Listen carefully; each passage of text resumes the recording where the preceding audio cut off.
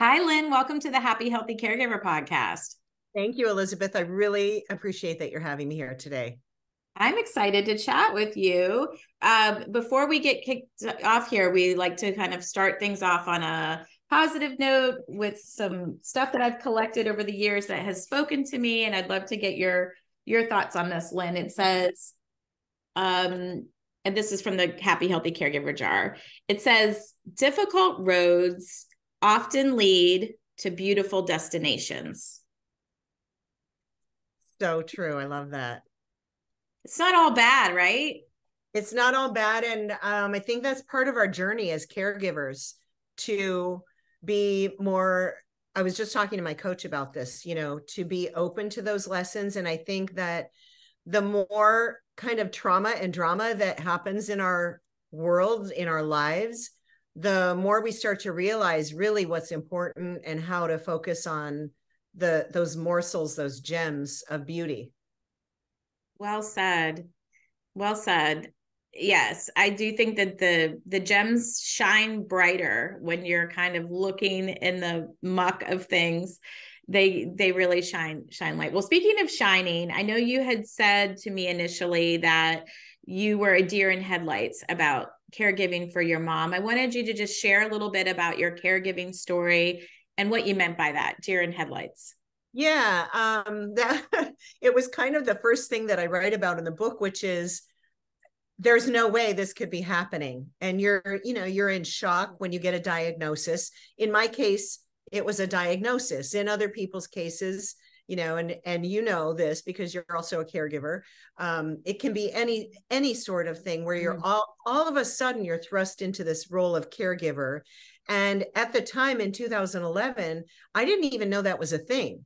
I didn't know that there was such a and now it's almost like an industry, right? The care economy and the caregiving industry. And there's so many more resources today. But back then, I was a deer in the headlights. I had no idea what to do first, second, third, and how to prioritize what would be best for my mom. I mean, I knew my mom pretty well, and I just didn't know how to help her the best way possible, especially at the beginning.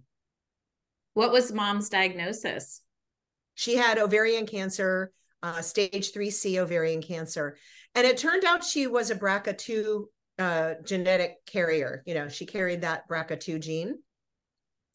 And it was interesting because with those statistics, for any of your listeners who have dealt with this genetic mutation, BRCA2 normally, if it's going to what they call express, it'll express in your mid 40s as 86%, I believe the statistic was 86% chance of breast cancer by the time you're 46, 47, if you have that genetic mutation.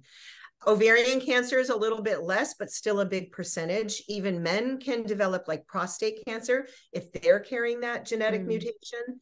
So it was really fascinating because my mom, led a really healthy lifestyle and everything. She was not diagnosed until she was 74.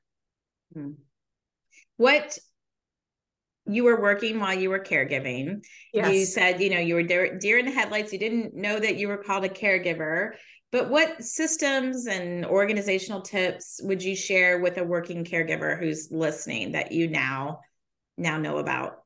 Well, that just saved my life, being a systems and structures person and having my mom also be a systems and structures person.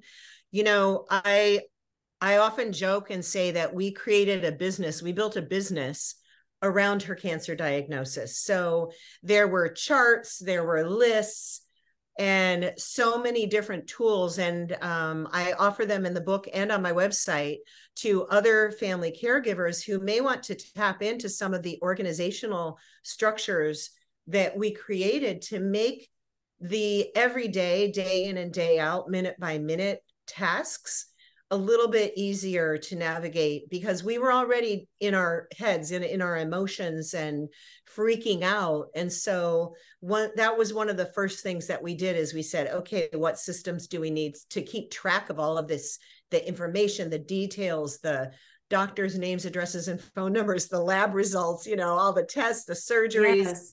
And so it really made it important for us to organize and systematize our existence. And that went on for, the whole 6 years. So it was really valuable that we did that at the beginning, and it seemed very natural. And yes, I was working full-time.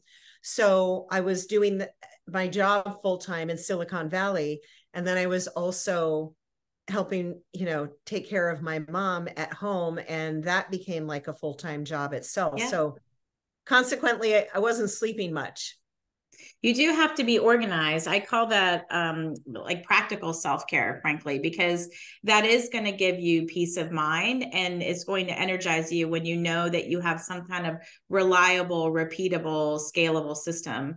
I'm an IT person in my professional life, and that's what I did, is try to help, technology help streamline what people were doing in their everyday jobs so that it could be repeatable and reliable.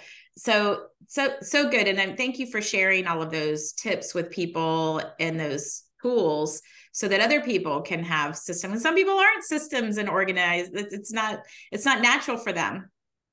Exactly. And that's why I wrote the book. I really feel compelled to serve other family caregivers at whatever stage of the journey they're on. I do a lot of public speaking, and I have people come in who say they're just at the beginning of their journey, and that encourages me, because I know that if nothing else, they can learn from my mistakes.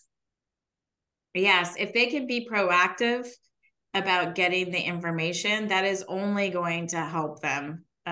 It's so much easier if you know kind of what your tool base is and where your resources are and which ones you can tap into. Other than kind of keeping yourself organized, were there other support resources and things that were helpful for you? Yes. One of the most important pieces, especially from the very beginning of this journey with my mom, was communication. Now, I'm from a really big ethnic family. My mom has a huge family back in Michigan. We're in California. And so everybody was also freaking out that my mom had a cancer diagnosis. And so they wanted to know every detail, every minute of every day. And there was no way that I was going to be able to disseminate the kind of information that they wanted.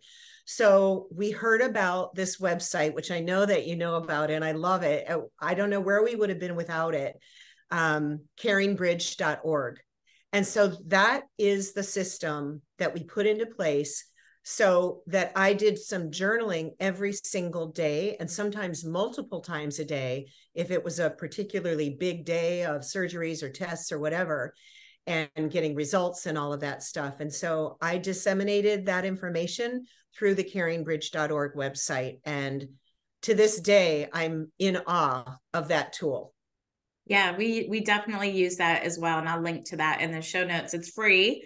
It's free. Sometimes you don't want to put your whole life out there on Facebook and other channels, and people can subscribe to your online journal. They can share pictures, the comments that you're thinking about them. Plus, as a caregiver, it's one less thing for you, not even one, it's multiple less things for you to do to record it once, like while it's fresh in your head, and put that out there and have people read it versus picking up the phone, because we have our own emotional stuff to deal with. And when you're talking to all these individuals and you can't remember what you've said to someone else, and then you're kind of trying to be their therapist and their coach through this whole thing, like it's too much. It's too much. And I mean, you and I are in similar industries. And so, it's important to standardize, functions that can help people and can also take some of the burden off of you as the caregiver. So when you're trying to, educate or inform people, those standards are super important. And I love that it's social media agnostic. I love that nobody has to be on social media at all to be able to participate in the family system. Yes. In that way, right? Not everybody wants to be on those channels. So it's not everybody wants to. And also, you have to think about the generations, right? We're dealing with generations of people and relatives, family members who they're not even on social media, but they could log into a website. In fact, you mentioned Carrying Bridge is free, and we had several family members and friends who donated because that's how they exist, on donations. And yes, people were so grateful that they had that tool, and where I was writing in the journal, and also I was bringing some humor to the situation. I was able to bring some levity.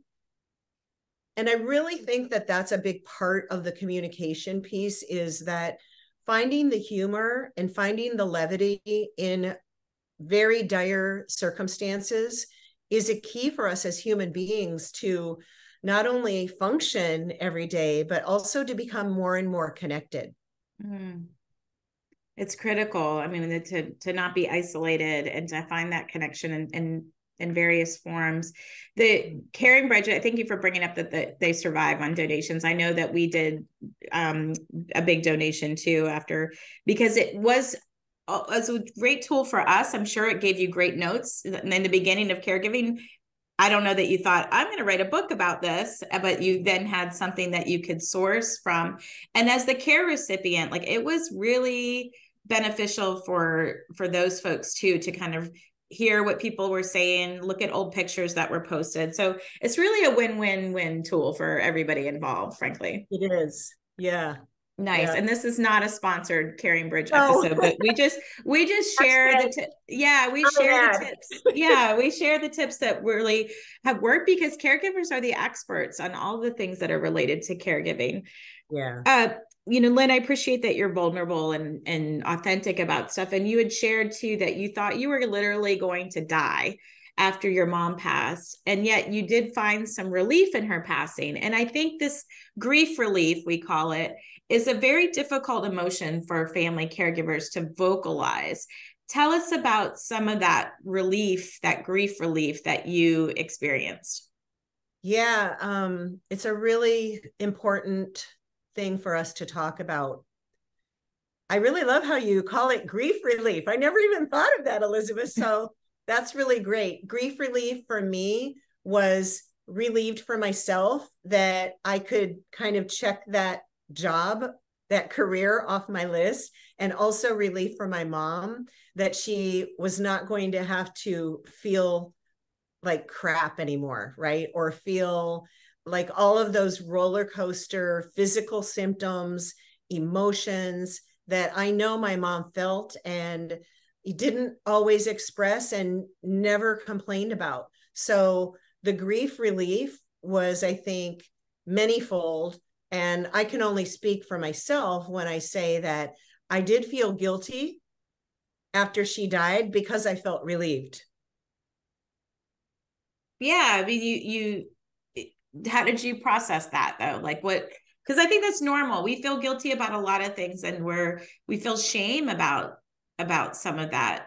Yeah, those emotions that come up, but that's real. We're human. there is so much guilt and there's so much shame. And another reason why I wrote the book, not just to share great resources that people can take and use, but also to express these things that a lot of us don't like to talk about, or we don't exactly have the words for.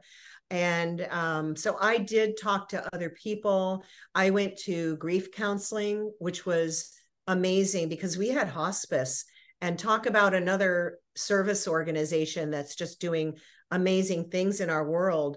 I'm the oldest of 5 children, and all 5 of us were offered once a month hospice grief counseling for the first year after my mom died. I took advantage of it, and I am so glad that I did, because it did really help me process all of those feelings that kept coming up in me that, what am I going to do without my mom? I'm glad my mom's not suffering anymore, but here I am now. I'm kind of suffering without her.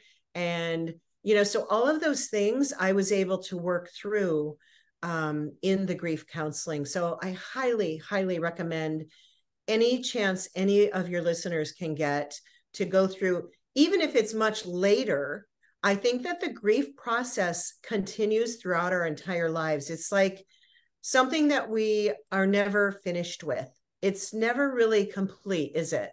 No, no. I mean, people give that kind of 1 year mark, and I know that, like, oh, you've made it through all the holidays and the seasons, and yet it is like it is a part of you that you just learn to kind of compartmentalize it and deal with it, and it creeps up, and you're like, oh wow, I'm thinking about that right now.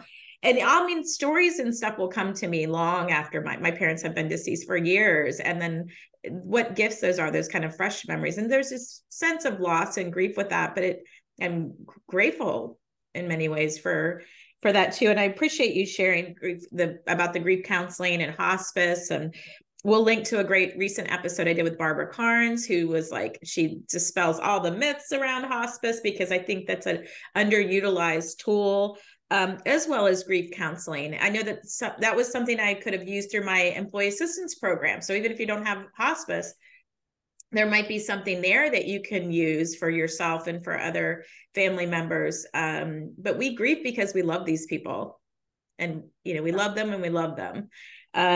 So it's always going to kind of be a part. And I think the guilt is another G word that we dread, but that can be some healthy stuff too, in a ways. It's like really understanding where that guilt come from. And usually it is because we love these people, we don't want to disappoint people and so forth, but we do have to offer ourselves some grace, because we are only one person. We cannot do all these things and be everything at the same time.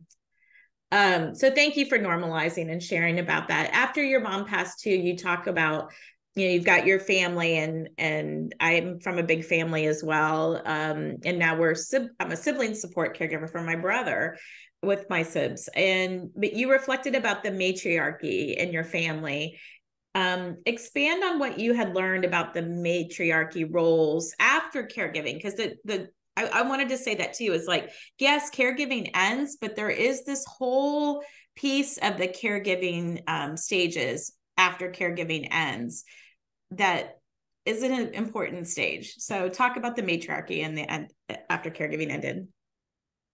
Yes, thank you. I was fascinated with this because it was something that I didn't give too much thought to until after my mother died. And I thought, okay, well, culturally, my culture and the paradigms I grew up with say that I'm the new matriarch. I'm the oldest of my mom's 5 children. I'm a female.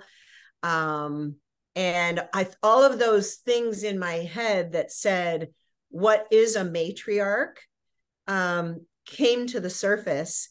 And they were things like, leadership,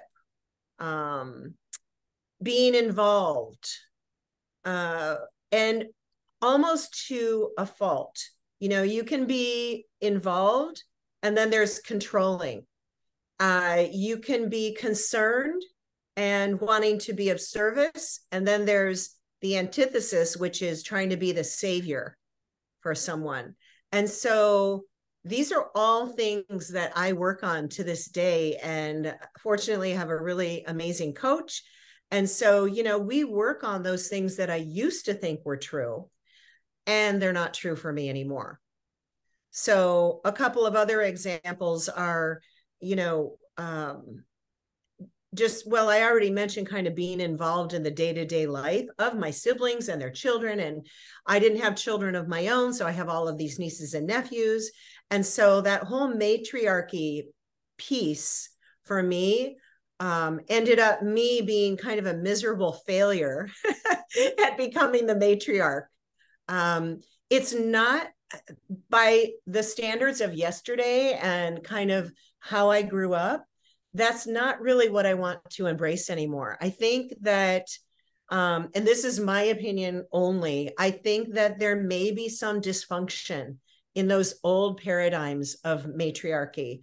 And so that, writing about it in this book actually spurred another book out of me, which is going to be a collaborative book, where I'm interviewing people from all different walks of life and cultures to discover what their experiences used to be about matriarchy, and today what are they? Because I think there's also a big mashup of male, female, all of the different identities that we hold as human beings. And so what I'm really fascinated by is, and I'm going to interview men as well, I'm really fascinated by that intersection of the old archetype of matriarch and what I'm developing as a new archetype of matriarch. So I think these conversations are going to be really fascinating. For sure, these conversations are going to be a little bit uncomfortable, perhaps, maybe a little controversial. I've already triggered some of my good friends by asking them, men and women, asking them about what their experience of matriarchy is, and people are just going off. Interesting. So, yeah. As you're talking, it's not, to be honest, it's not something I've thought a lot about. However, I'm not the oldest daughter. I'm the middle child. Like, we're set up kind of like the Brady Bunch in my family. So 3 boys, 3 girls.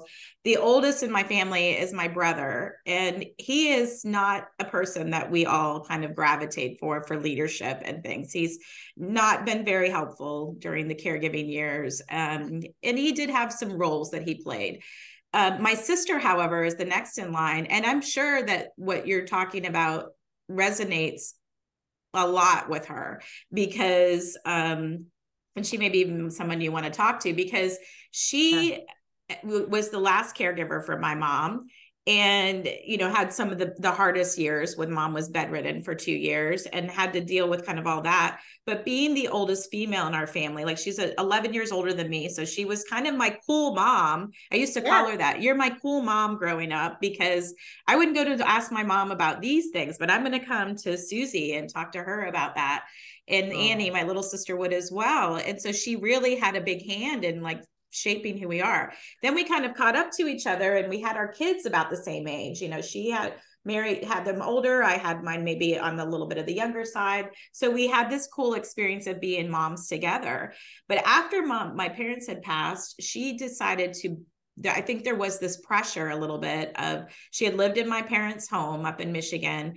And, I live in Georgia. We're kind of all spread out. Couldn't have her, couldn't help with a lot of that. So she bought the house, but I'm sure that felt to her.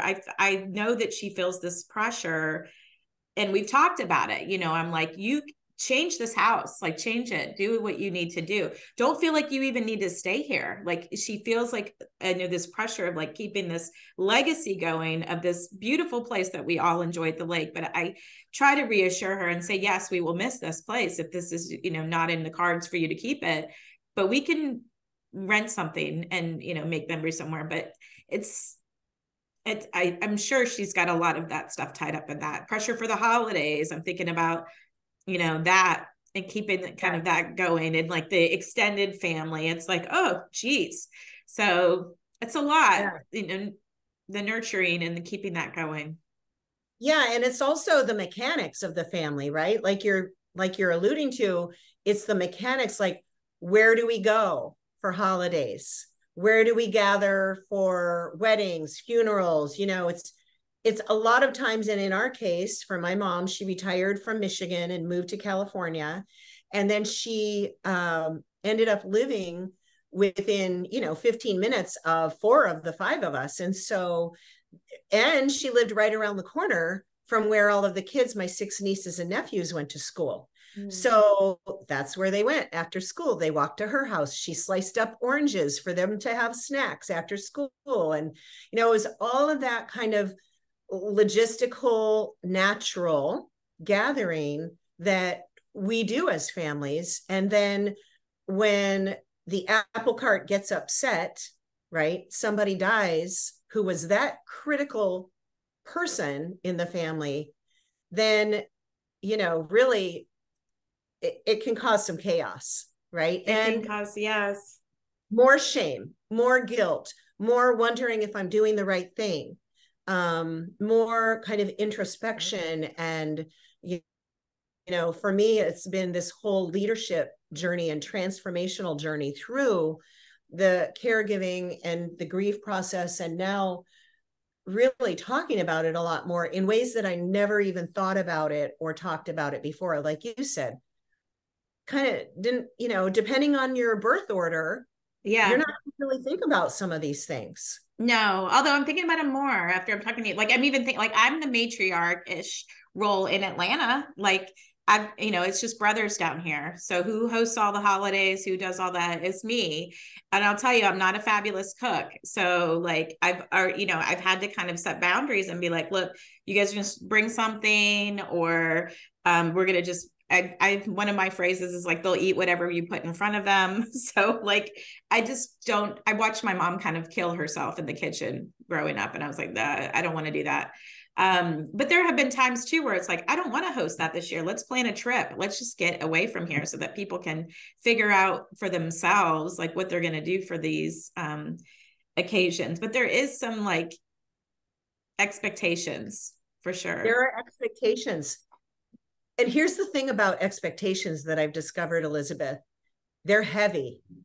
They have us carrying a lot of weight that is really not necessarily ours to carry. And so one of my mantras from my years, in writing the book and now after the book is, my mantra is, it's not mine to carry. No. And do you know that actually manifested itself in my physical body? Like, oh, I'm sure. I'm like, I was carrying all this weight, and 5 years ago, I was literally carrying 60 pounds of extra weight compared to where I am now. So, working through some of these things metaphysically also affects us physically in all the ways. Like, yeah, you hunched up your shoulders, all of that. I had serious acne. I was, definitely had lots of health things going on. I think the point is like, listen, my sister is also like much more of a nurturing person. Like she loves to cook and take care of people and all that. I'm a better cheerleader for family caregivers than I am a hands-on caregiver. Like I will admit that all day long. And we need different roles in all of it. But there are some people, who like some of, and we're not saying they're bad to do these things. I'm just saying like, let's challenge the expectation a little bit. And I think that's what you're saying, Lynn, too, is like really look at it and say like, is this a role or responsibility or expectation that I want to take on? Or can we adjust it so it meets my needs a little bit better? Or can we delegate it? And maybe I take something that is more of an interest to me. Like, let's have those conversations. Exactly right. I write about that in the book too, about how my little sister, Nicole, is so touchy-feely. She was always the one holding my mom's hand and hugging my mom, and she even gave my mom massages a few times a week.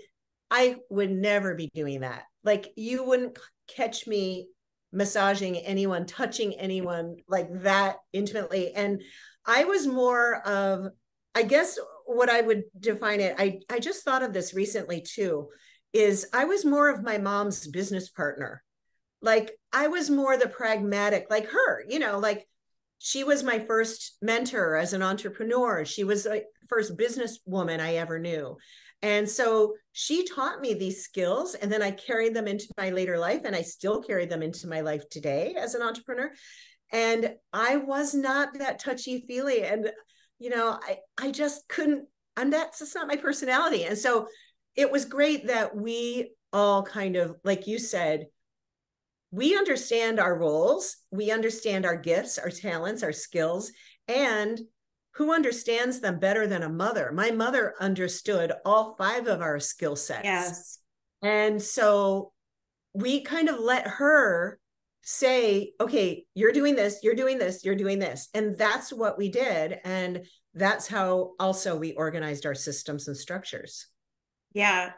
To have the conversations about, I think that's where the friction happens, is when you don't kind of talk about it. And there are some, I can share a link to some of the family and caregiving responsibility worksheets that might be good for folks who are just kind of feeling they're frustrated, resentful, and listen, we're here to tell you you're going to get the same thing you're going to get unless something kind of disrupts the apple cart, to your point. And that is to have these courageous conversations and say, I know we were doing it this way for a while, but this isn't working for me. So can we kind of come to the table, put our heads together and find something that's going to be successful for all of us that are involved?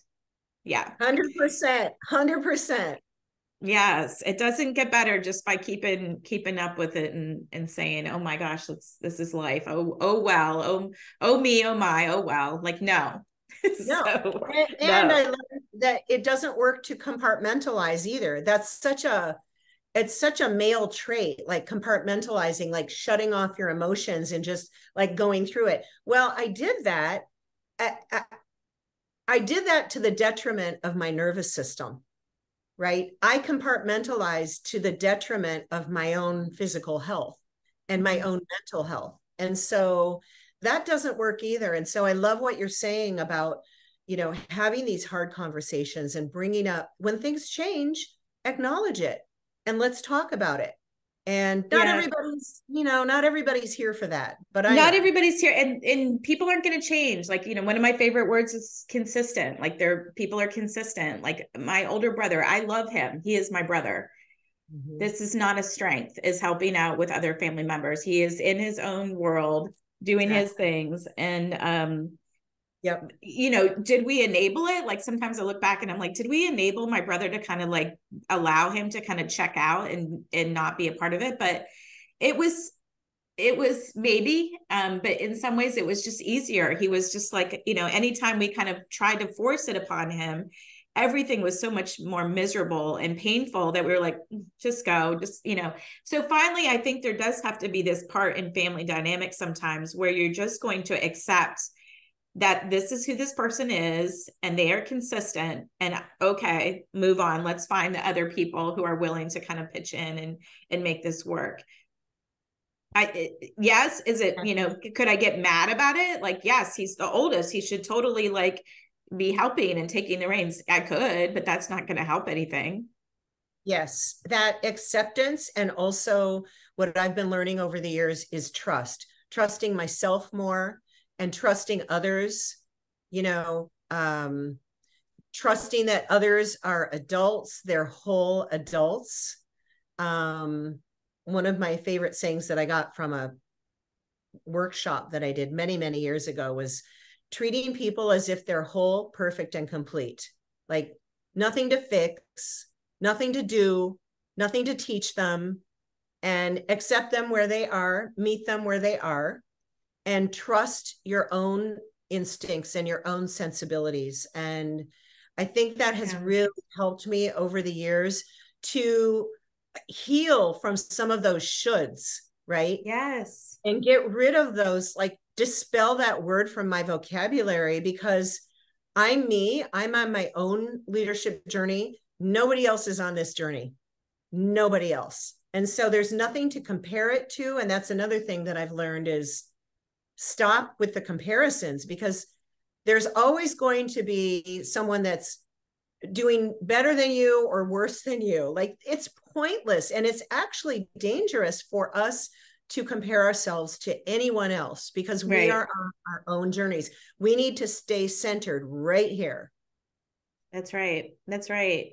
And when we talk about the family stuff, it's like if I'm being honest again, like in some ways I was jealous of my older brother, because I was like, wow, that must be nice to just kind of turn your humanity off and walk away. Gosh, I wish I could do that, but it's not part of my DNA. And so then it was like, okay, but what could I do to kind of claw my time for myself back so that I could get to that place I wanted to be, where I didn't feel those negative emotions so much as anger and resentment.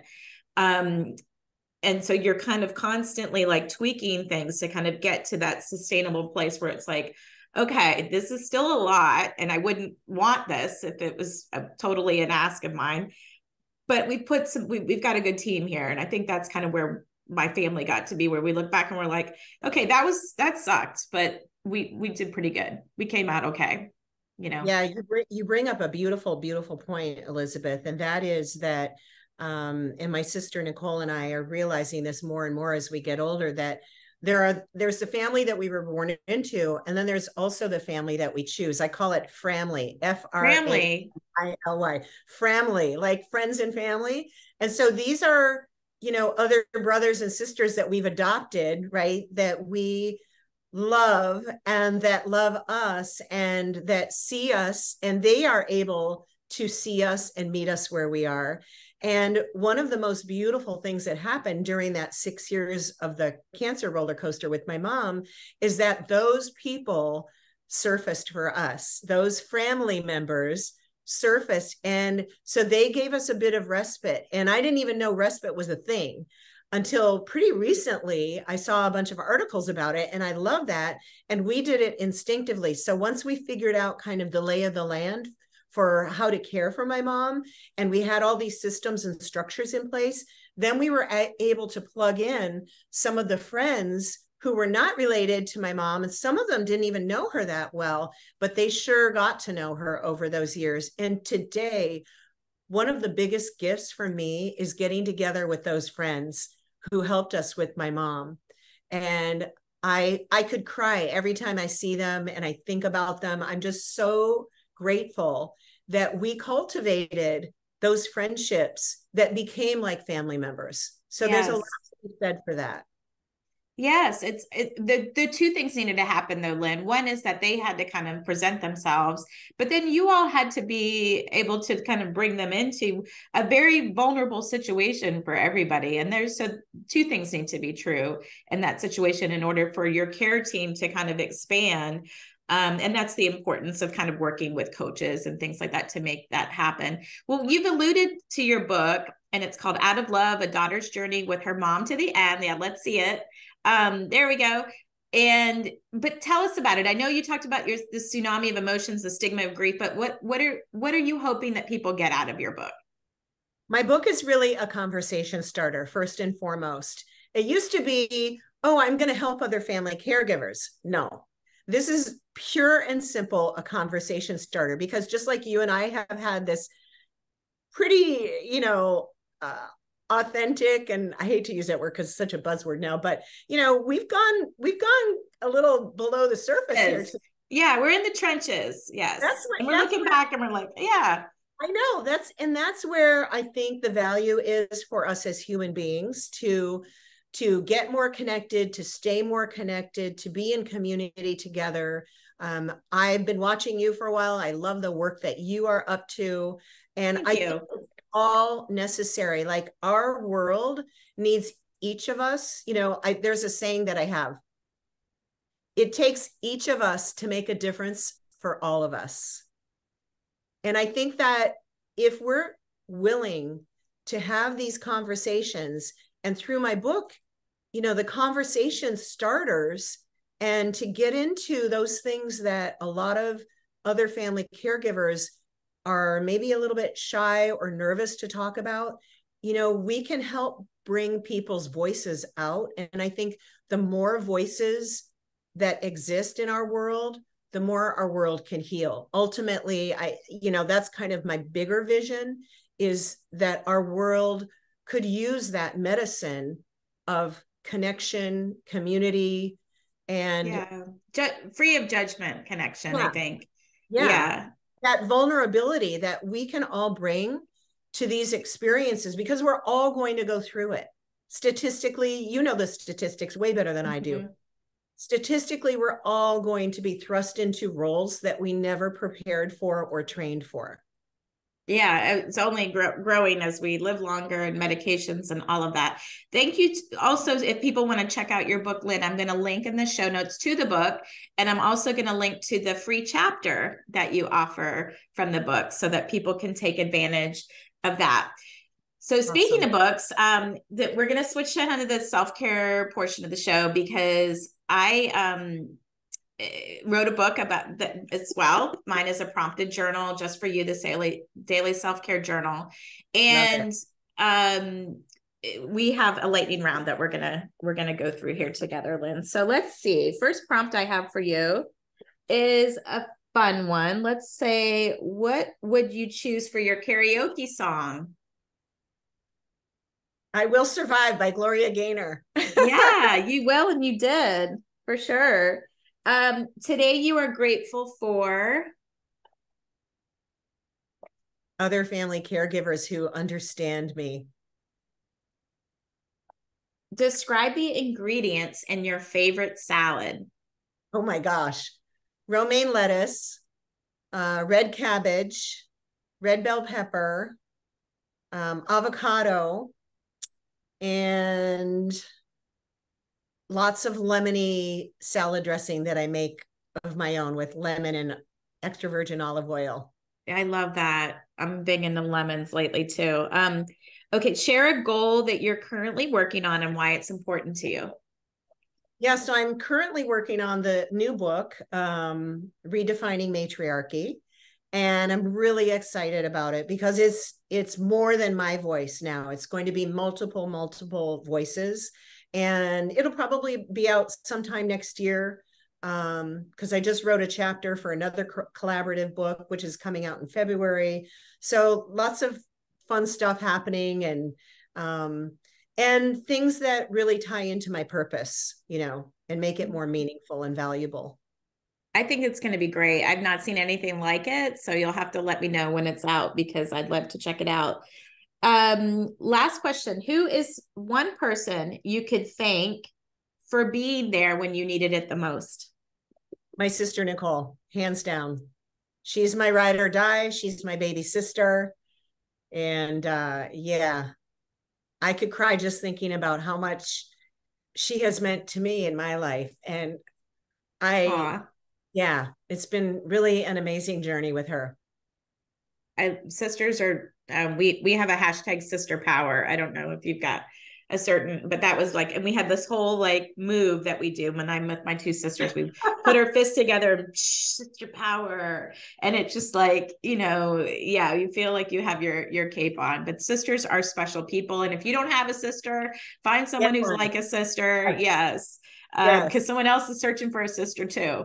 That's exactly right. Nicole and I both have other sisters besides ourselves that are not even blood related. So super important what you just said.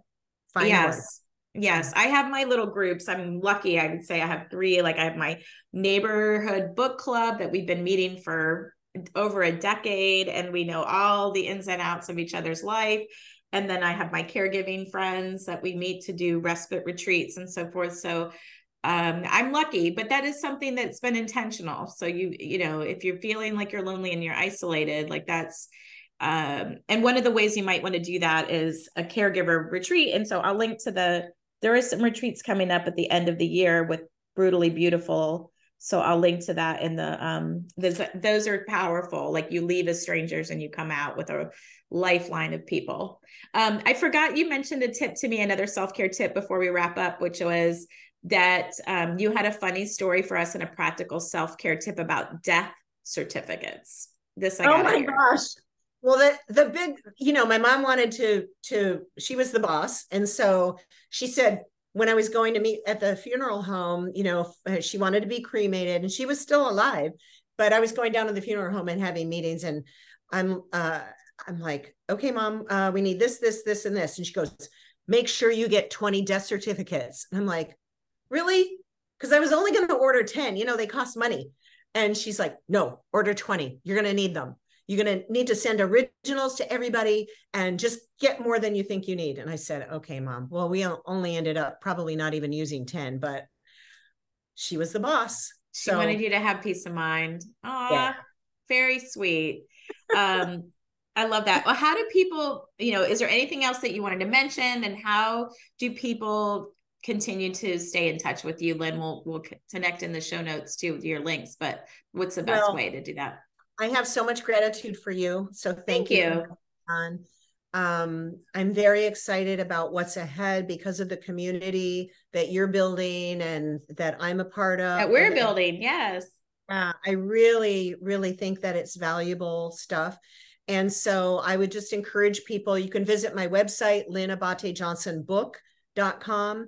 There you'll find all of the resources.